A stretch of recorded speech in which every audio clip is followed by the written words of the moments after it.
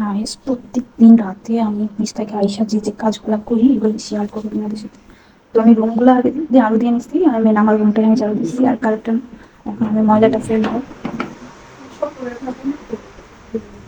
আমি এখনো খাইনি ভাত, খিদা একদম পেট জ্বলছে আমার।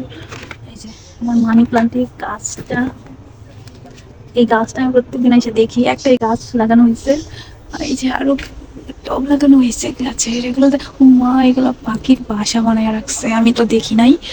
ওইগুলো সকালে ওরা করছে, এই যে পানি দিছে, পাখি আসে এখানে, যে চাল দিয়ে রাখছে বোতলে, আর এটা পানি দিয়ে রাখছে যেন পাখি খায়, আর এটা খাঁচা বানায় রাখছে।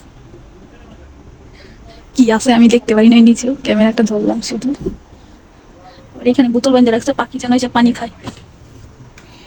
ঠিক আছে, আমি আগে আমার রুমটা পরিষ্কার করি, তারপর রুম টুম সবকিছু ঝাড়ু দিয়ে দিছি। এখন ভাত খাইতে হবে আমার। এই যে আমাদের ছোট্ট রান্না করিটা, তো আমি এখন ভাত খাবো। ভাত খাওয়ার জন্য প্লেট আনতে হবে, এই যে সবকিছু আবার ওরা খাইয়া দেয়, আওলাই রাখতেছে। এখানে কি শীত তরকারি আছে আমি জানি না, তাহলে শুটকি মাছ নাকি বুঝতে পারছি না। এখানে আবার শ্যামাই রান্না করে রাখছে সকালে রুটি দিয়ে খাওয়ার জন্য। শ্যামাইটা দেখাই, দেখলে আমার ধরাইব। আর কি রান্না করে রাখছে দেখি, এখানে কি আছে, এগুলো বোয়াল মাছ, এই যে বোয়াল মাছের লেজ, এগুলো আম্মা বাড়ি থেকে বোয়াল মাছ পাঠাইছিল, এটা রান্না করতে। এই যে ভাত ওরা খাওয়া শেষ করে আমার জন্য রাখছে। এই যে এখন আমি খাইতে বসবো, তো প্লেটটা নিয়ে নিই।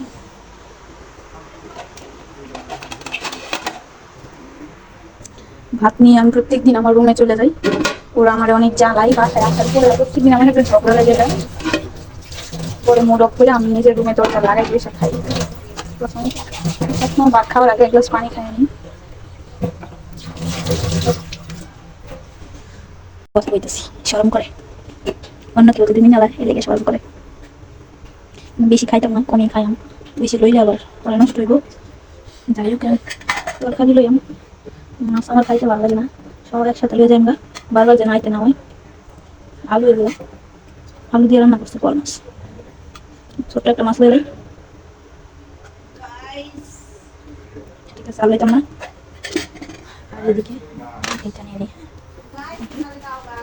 এটা নিয়ে নিই একসাথে। অনেকক্ষণ চিল্লা পাল্লা কইরা কোনো মতে খাওয়া দাওয়া শেষ করলাম। আর আমি এখনো বাচ্চাদের মতোই খাই, এইটা একদম ভরে চড়ে খাই। যাই হোক, আমি এখন হাত দিয়ে তারপরে ঘুমায় যাবো। সো আমার আজকের ব্লগটা এই পর্যন্তই।